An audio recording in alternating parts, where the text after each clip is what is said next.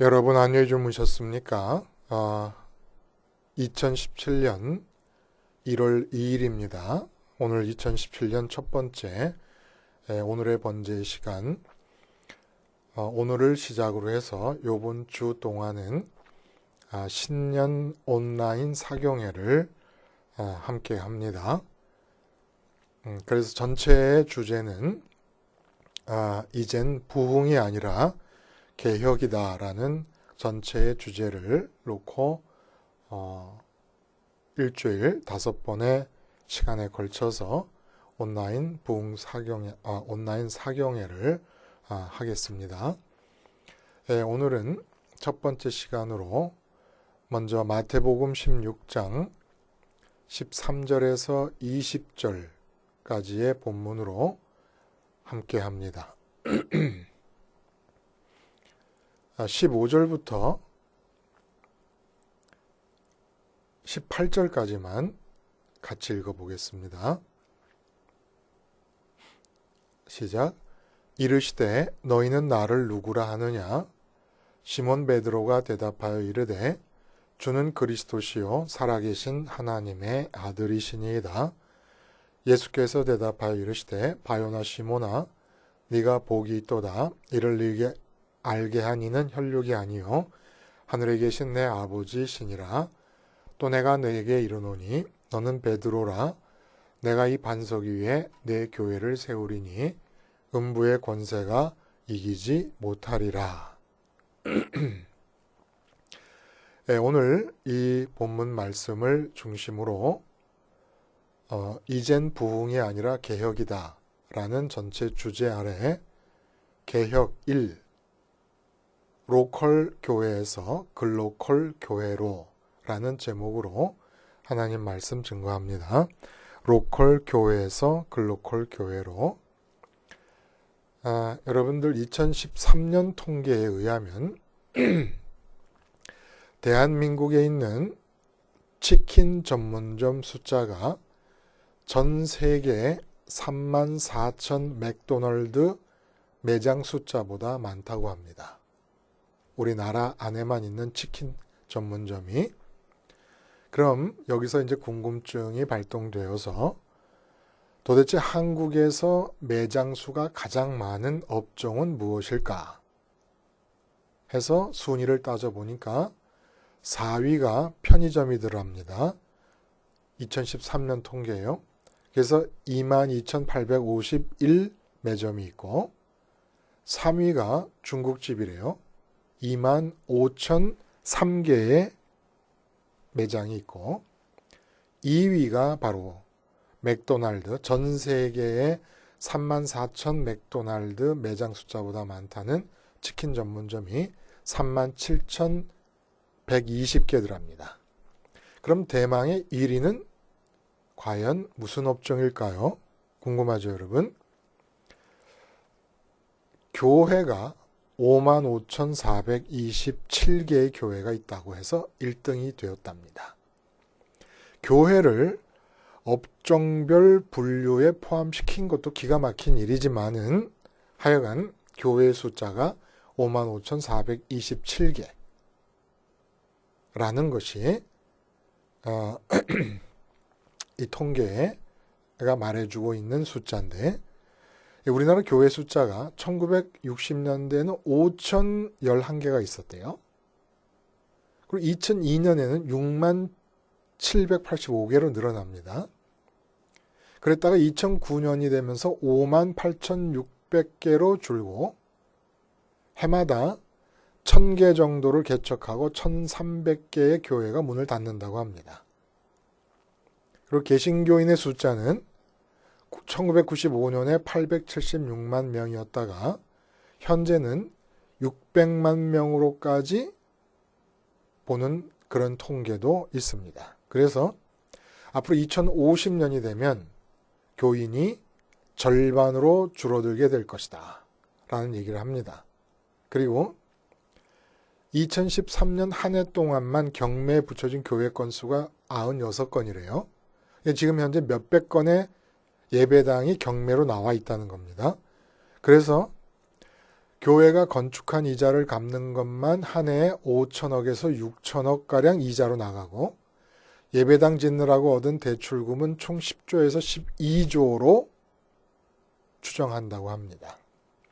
100년이 걸려서 1000만에 이른 교회는 현재의 800에서 600만 정도로 감소하고 지금의 감소 추세대로라면 2050년에는 400에서 300만이 될 것이라는 전망.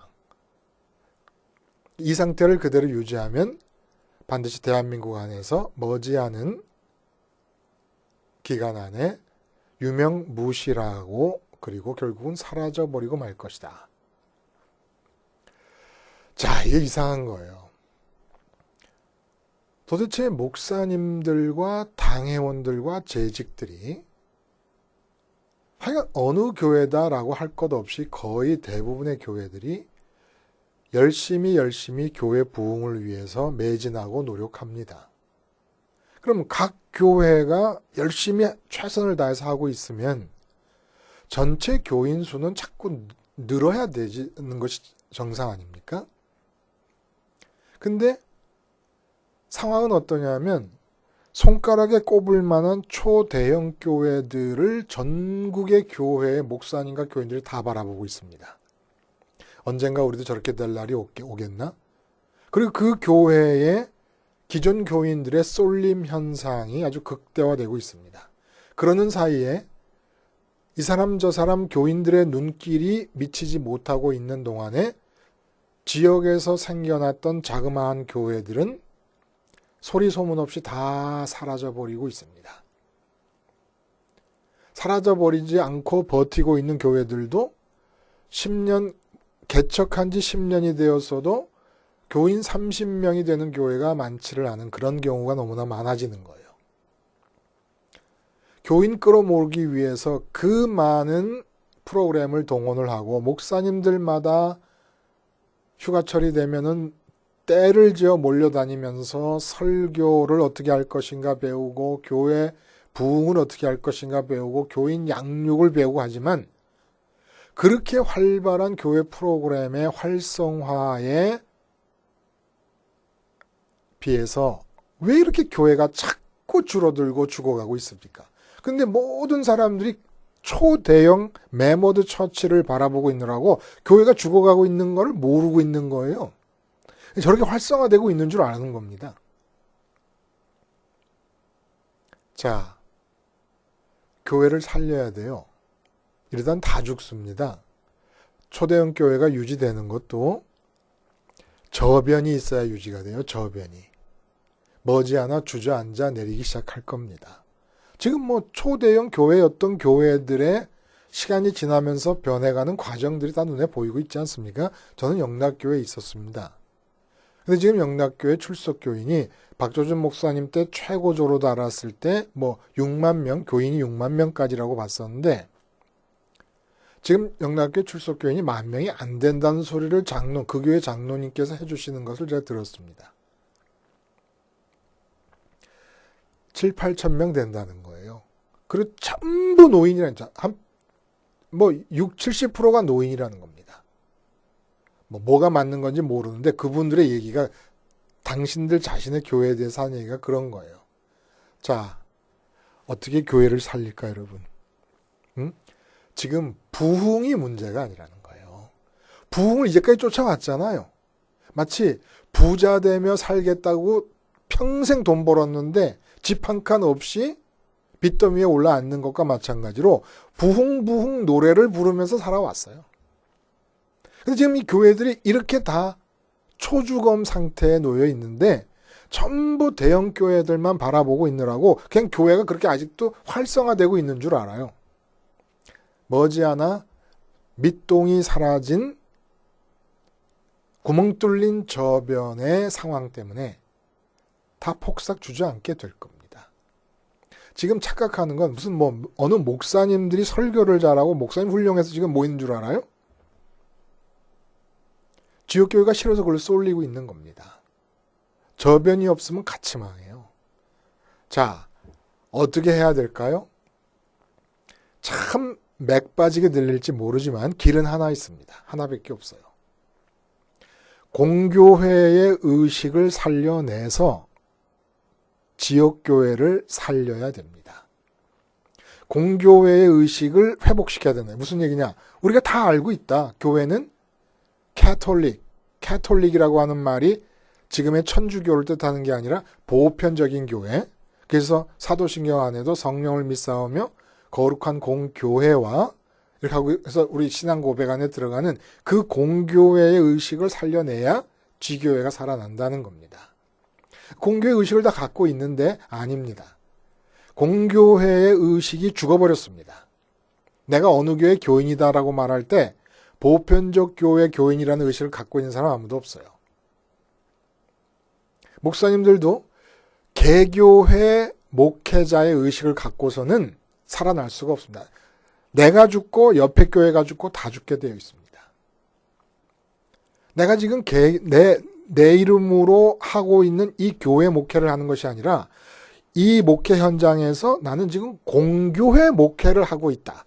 공교회 목회 의식으로 개교회 목회 의식이 바뀌어야 된다는 겁니다. 그냥 개혁하니까 뭐 대단한 막 구태의 뭐 제도나 관습을 때려 부시고 깨 엎어서 되는 게 아니라는 거예요. 공교회 의식을 먼저 가져야 된다는 겁니다. 그래서 개교회 목회 의식에서 공교회 목회 의식으로, 개교회 교인 의식에서 공교회 교인 의식으로 바뀌어야 된다는 겁니다. 그럼 도대체 공교회 목회 의식을 어떻게 갖느냐라는 얘기를 본문을 통해 하기 전에 먼저 우리가 짚고 넘어갈 것은, 공교회 의식을 가지면 어떤 변화가 일어나느냐. 공교회 의식으로 바뀌게 될 때, 목회에서도 그렇고 교인 의식에 있어서도 그렇고 공교회 의식으로 바뀌게 될 때 일어나는 변화는 이 시간에 다 예측할 수가 없습니다. 그러나 가장 두드러지게 우리가 특징적으로 잡을 수 있는 것 중에 한두 가지는 생각할 수가 있어요. 글로컬이라는 단어가 있습니다. 글로벌과 로컬을 합친 단어예요. 이 글로컬이라는 단어를 사용해서 영업 전략으로 삼은 회사 중에 하나가 맥도날드입니다. 미국의 맥도날드는 알다시피 패스트푸드계의 세계적인 공룡기업 아닙니까? 맥도날드의 가장 대표적인 메뉴가 있다 그러면 빅맥과 치즈버거예요. 전 세계적으로 통일되어 있습니다. 그리고 그 프라이드 포테이토, 그 프렌치 프라이, 튀긴 감자. 그래서 이게 1990년대에 오면서 맥도날드가 전략을 바꿉니다. 본사에서 결정한 통일된 유전자를 유지해 가면서 로컬의 특징을 담아내기 시작을 한 겁니다. 그게 이제 중국의 맥도날드가 진입해 들어가기 시작하면서 세운 전략인데 대대적인 성공을 거두어서 전 세계적으로 이제는 이 글로컬 전략을 사용한다는 겁니다. 글로벌하게 퍼져 있는 맥도날드 전체의 34,000개 지점을 동일하게 통일적으로 엮어주는 유전자가 있습니다. 본사에서 결정을 하는 거예요. 그리고 각 지역마다 지역의 특색을 담아내는 글로컬 전략을 통해서 2012년 경우에 한 해만 무려 전 세계에서 30조 원의 수입을 올렸습니다. 어마어마한 거죠? 자, 지금 교회의 상황은 어떠냐 하면은 개교회들의 고군분투가 뭡니까? 후원군이 끊어진 상태에서 외로운 싸움을 벌이고 있는 겁니다.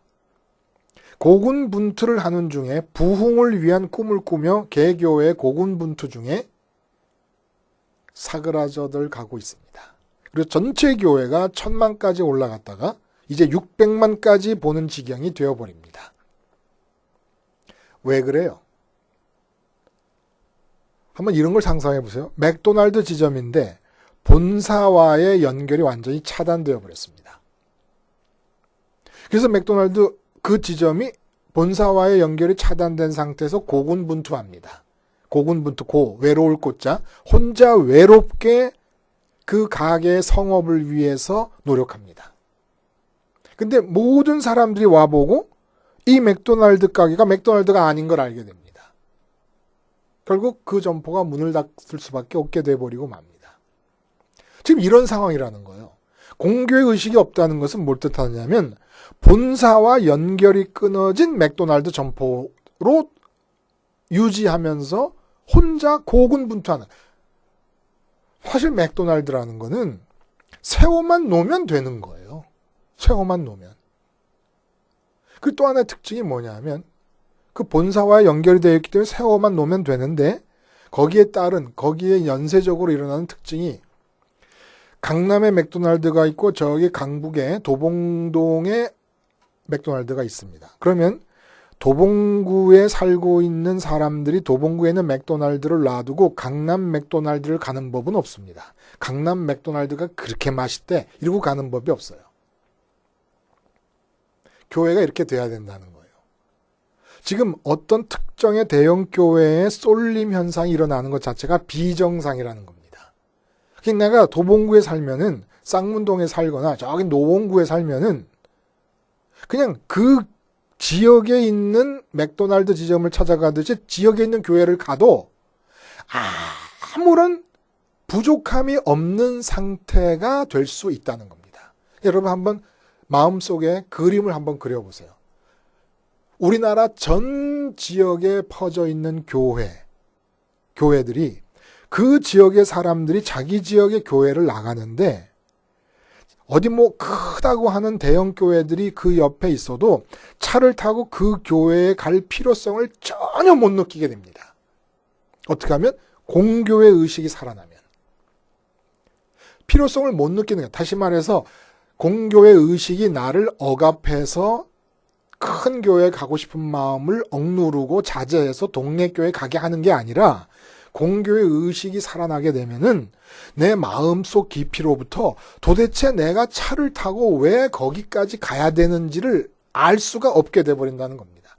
지금 내가 동네에 있는 교회를 나가더라도 심지어는 그게 감리교회든 장로교회든 침례교회든 성결교회든 이게 아무 상관이 없어요. 아무 상관이 없이 교회이기만 하면은 그 교회 나가도 어떤 부족함도 느낄 수 없는 마음의 느낌이 형성이 될 수 있다는 겁니다. 그리고 목사님들도 공교회 목회를 하게 될 때 이렇게 상황이 교인들의 의식이 이렇게 변하면서 그냥 어느 교회에 있든지 맥도날드 점포를 하나 맡아서 운영하는 지배인이 되는 것처럼 목사가 지배인은 아닙니다만 비유적으로 그렇게 교회를 섬기고 목회를 하게 되면 된다는 겁니다. 스타 목사가 필요가 없는 거예요. 왜냐? 공교회로서 유지되는 가운데 공교회에서 빠져나오는 하나의 지점으로서의 지교회는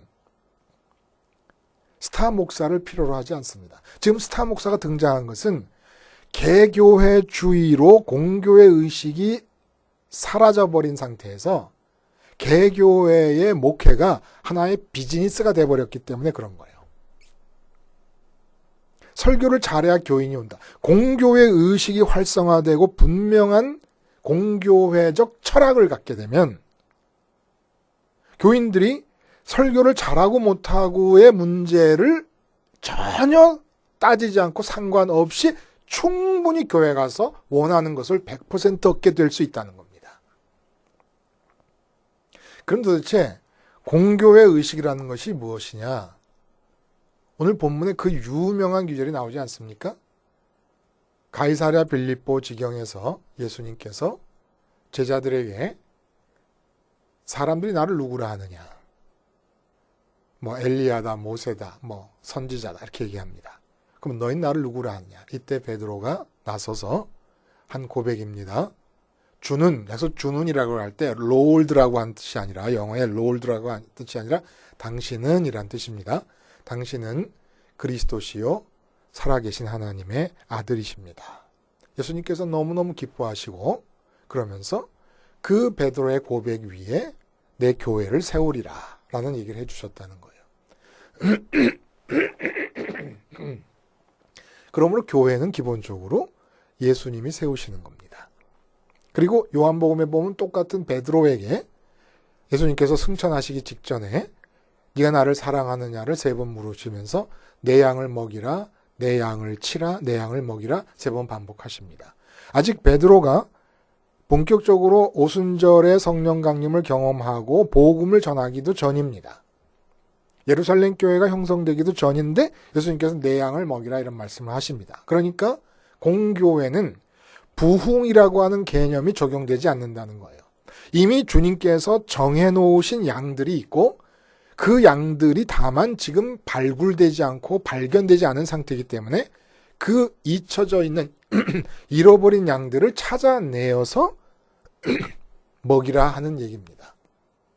그러니까 부흥이 아니라 이미 예수님 안에 예수님께서 택하신 교인들의 수가 정해져 있고 양들이 정해져 있다는 거예요.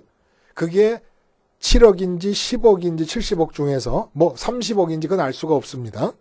그러나 그게 정해져 있기 때문에 결국 교회라고 하는 것이 무엇입니까? 이미 교인된 자들에 의해서 묻혀있는 예수님의 양들을 찾아내는 것이 교회라는 겁니다. 여기서 예수님께서 이 베드로의 고백을 그렇게 좋아하신 이유가 성립한다는 거예요. 주는 그리스도시요 살아계신 하나님의 아들입니다. 이게 바로 공교의 의식을 갖게 되는 뿌리입니다. 간단한 말 같지만 간단한 말이 아니에요, 이것이. 먼저 그리스도라고 하는 것은 뭘 뜻하는 겁니다? 뭘 뜻하는 겁니까? 믿음의 대상이에요. 그렇죠?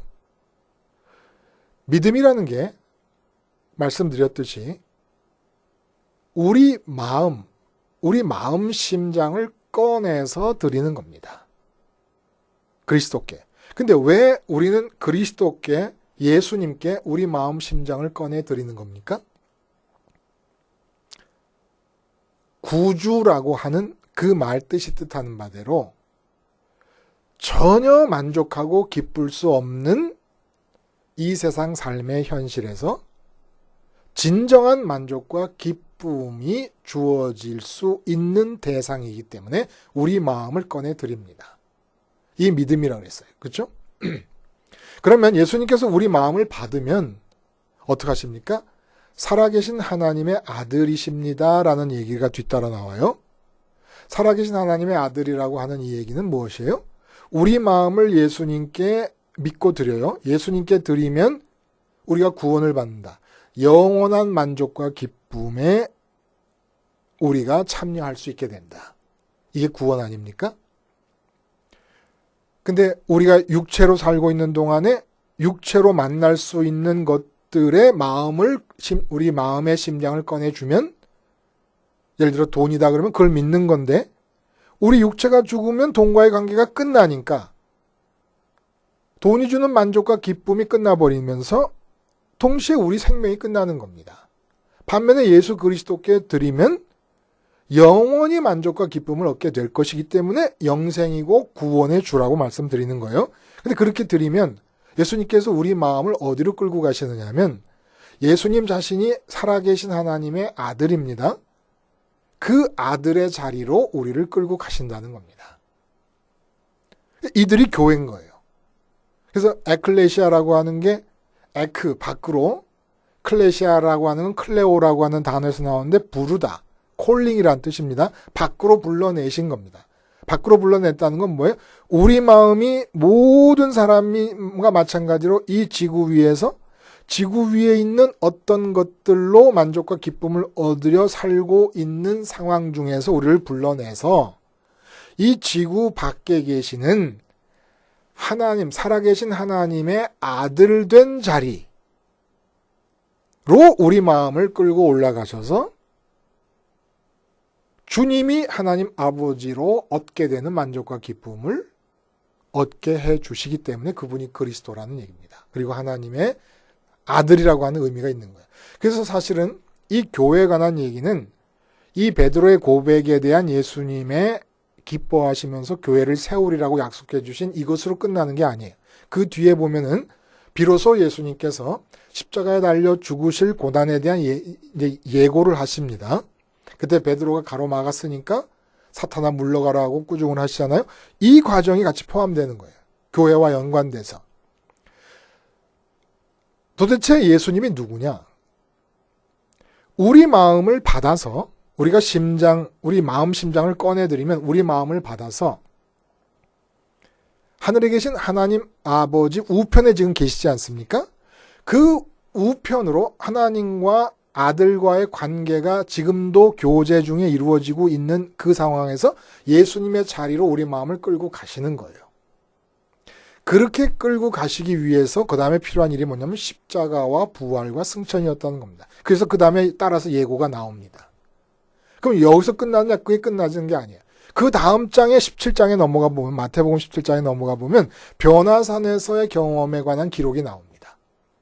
예수님께서 천국의 거룩하신 모습으로 변형되시는 것을 베드로와 야고보와 요한이 보면서 너무너무 황홀해서 예수님 쫓아다니면서 산 아래에서 한번 미래의 이 나라를 독립시키고 한 자리씩 하겠다고 하는 부푼 꿈도 다 잊어버리고 식구도 가족도 다 잊어버리고 동료 제자들도 다 잊어버린 정도로 예수님의 모습 자체만 보면서 기쁨 속으로, 기쁨의 극치 속으로 빠져들어갑니다. 이때도 예수님께서 제자들과의 관계에서 어떤 관계냐라는 것을 하늘에서 음성이 들리는 거예요. 내 사랑하는, 내 기뻐하는 자, 내 사랑하는 아들이여 내 기뻐하는 자인 너희는 저희 말을 들어라. 하나님과 예수님과의 관계가 얘기되면서 예수님 때문에 예수님의 하늘나라에서의 모습을 볼 수 있었던 거 아닙니까? 같이 교회가 연결이 된, 교회에 대한 이야기가 여기까지 이어진다는 거예요. 다시 말해서 무엇이냐? 교회가 도대체 뭐냐는 겁니다. 교회가. 이 세상에 살지만 부름을 받은 자들입니다. 밖으로 나오라고. 근데 우리 몸이 어떻게 밖으로 나가겠습니까? 우리 마음이 밖으로 나가는 거예요. 모든 세상 사람들이 이 지구 위에 있는 어떤 가치들로 만족하고 기쁘려 하고 살고 있는 중간에 우리는 밖으로 나와요. 근데 어떻게 밖으로 나가느냐? 주님의 십자가에서 이 세상에 대해 죽어버립니다. 그리고 부활하시고 승천하신 주님 따라 올라가서 살아계신 하나님의 아들이신 예수님의 자리에 우리 마음이 예수님 안에서 머물게 됩니다. 이게 바로 교회라는 거예요.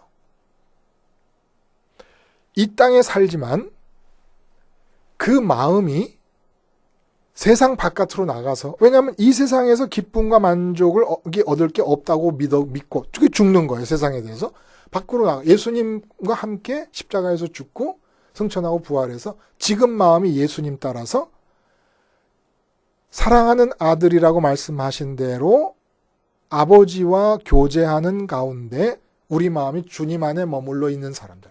그러니까 예를 들어 전 세계의 기독교인이 지금 만약에 7억이다. 아니면 다 합쳐서 20억이다. 그러면 제대로 된 교회라고 한다 그러면 20억 명의 마음 심장이 다 예수님 안에 모여 있는 것입니다. 그리고 교회가 하는 일은 뭐냐? 날마다 모이면 에크클레오 하는 거예요. 바깥으로 나오라고 부르는 겁니다. 오직 살다 보면 나도 모르는 사이에 마음이 이 세상 가치들에 묶여서 세상 것이 없어서 걱정하고 근심하고 이렇게 돼버린 상태예요. 그럼 교회로 모이면 오직 하나만 하면 되는 거예요. 지금 당신이 거기에 묶여 있으니까, 세상 가치에 묶여 있으니까 그것으로 기쁘고 만족할 거라고 또 믿게 돼버린 상태로 전락해버렸으니까 주님 십자가의 번제단에서 죽어서 다시 마음을 하나님께로 드리자.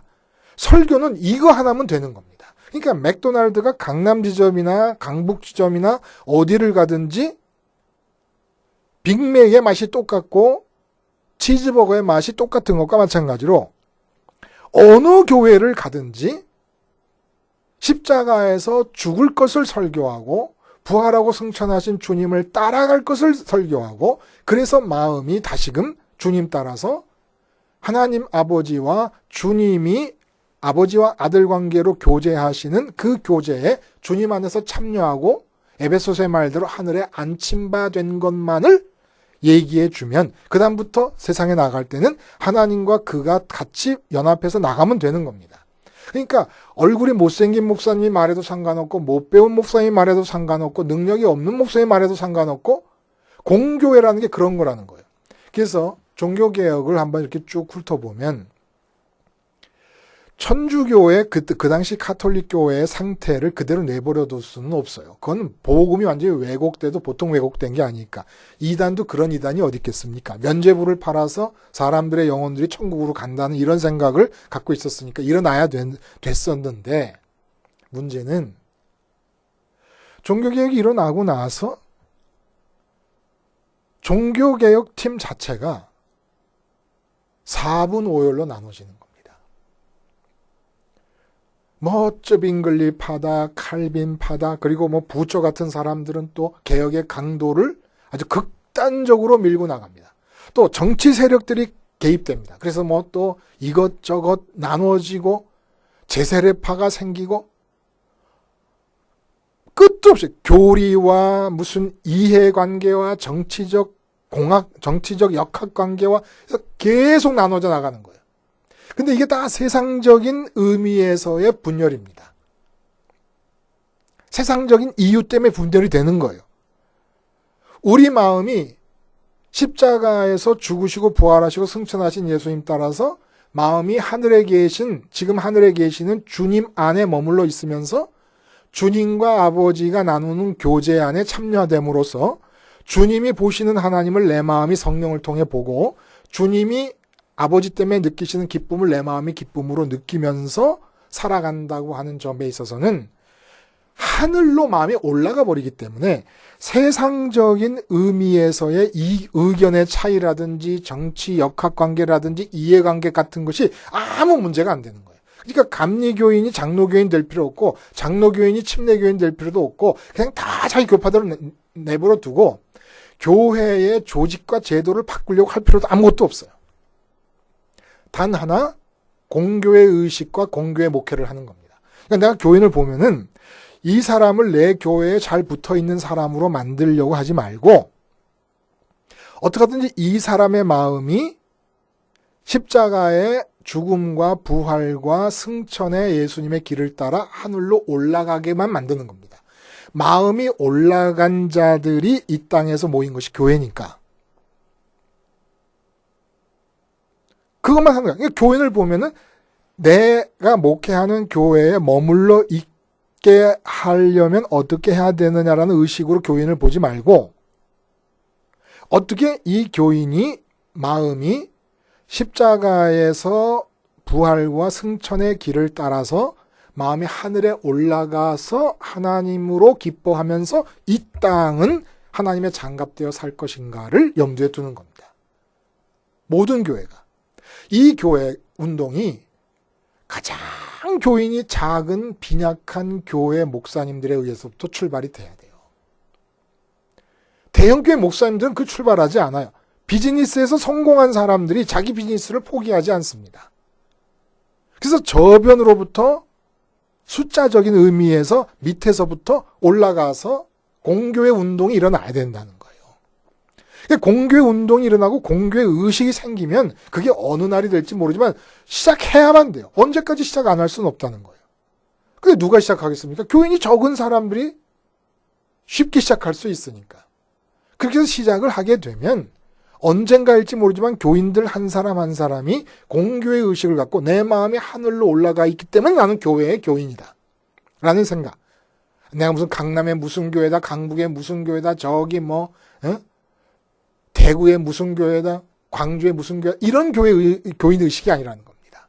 그러니까 내가 조금 옮겨서 딴 지역으로 가면, 새마을버스 타면은 한 10분 가면 되는 것이 자기 본래 교회더라도, 그럴 필요가 없는 거예요.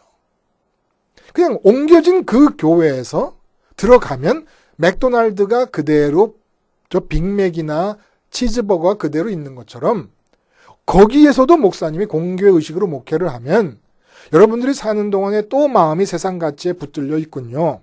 세상 가치를 신으로 모시고 있게 됐군요.